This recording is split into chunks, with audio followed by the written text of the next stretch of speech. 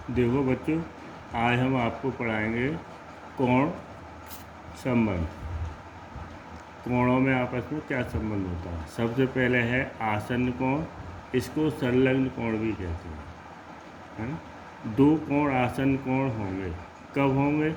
यदि दोनों कोणों का एक ही शीर्ष हो, यानी दो कोण बने हो जिनका शीर्ष एक ही हो। नंबर 2, दोनों कोणों की एक उभयनिष्ठ भुजा हो। ये भुजा क्या हो? एक उभयनिष्ठ भुजा हो, तथा उसकी जो दो शेष भुजाएं होंगी वो उभयनिष्ठ भुजा के दोनों ओर होनी चाहिए। ठीक है। जैसे ये देखिए, एक किरण हमारे पास ये है, एक किरण ये हो गई,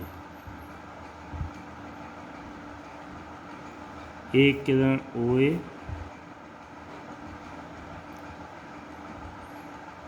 एक किरण OB। एक तीसरी किरण और है OC।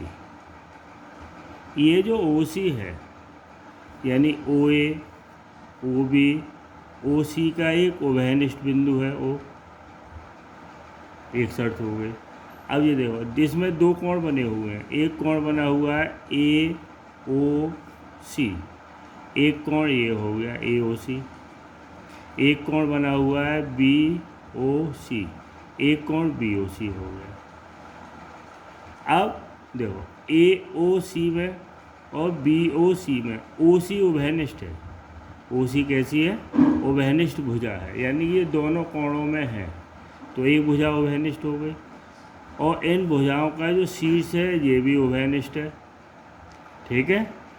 और ये जो उभयनिष्ठ भुजा है OC, इसके एक ओर तो OB है, OA है, और एक ओर क्या है? OB है।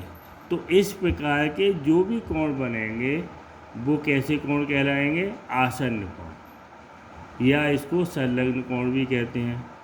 तो इसमें शीर्ष कौन सा है? इसका जो शीर्ष है वो है O। उभयनिष्ठ भुजा कौन सी है? उभयनिष्ठ ये जो भुजा है इसमें है OC, ये उभयनिष्ठ भुजा हो गई। तो ये OC जो है AOC में भी है, BOC में भी है। तो इस प्रकार जो भी कोण बनेगा उसको हम क्या कहेंगे? आसन्न कोण कहते हैं। क्या कौन सा कोण? आसन्न कोण। इसके बाद देखिए, एक आता है रैखिक युग्म।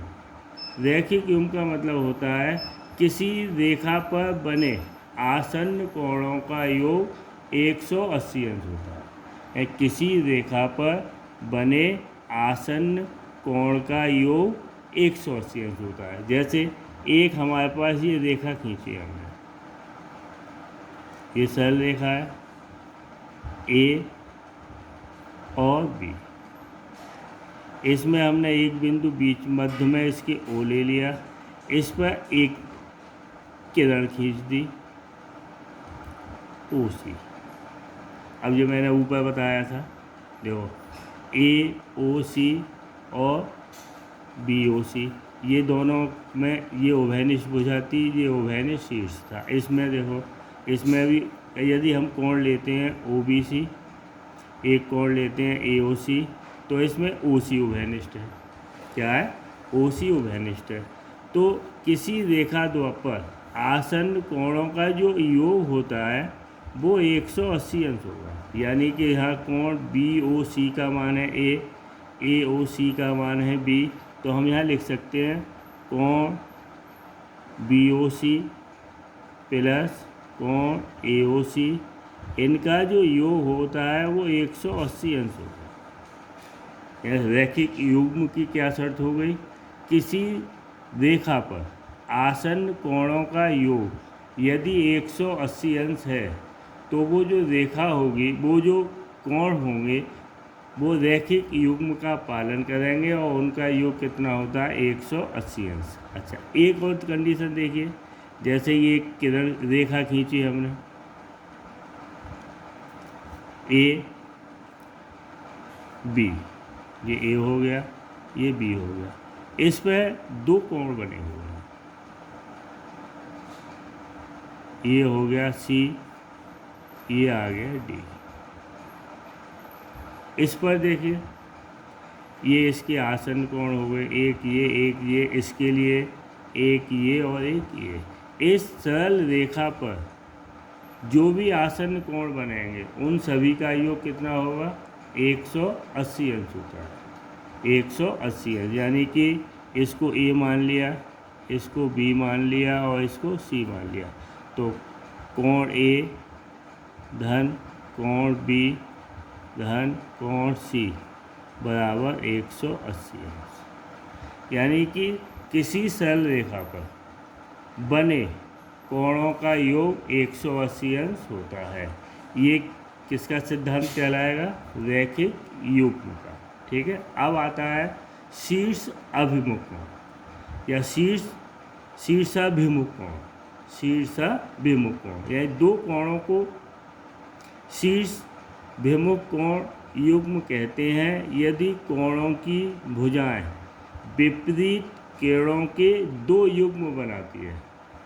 कितने युग्म बनाती है? दो युग्म विपरीत किरणों के, तथा यदि दो रेखाएं परस्पर प्रतिच्छेद करती हैं, यदि दो रेखाएं परस्पर प्रतिच्छेद करती हैं तो शीर्षाभिमुख कोण आपस में बराबर होंगे।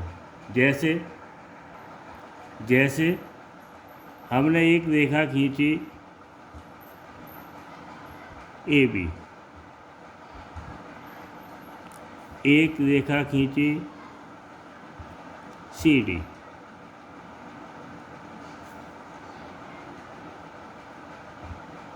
ये रेखा खींच दी हमने सी डी।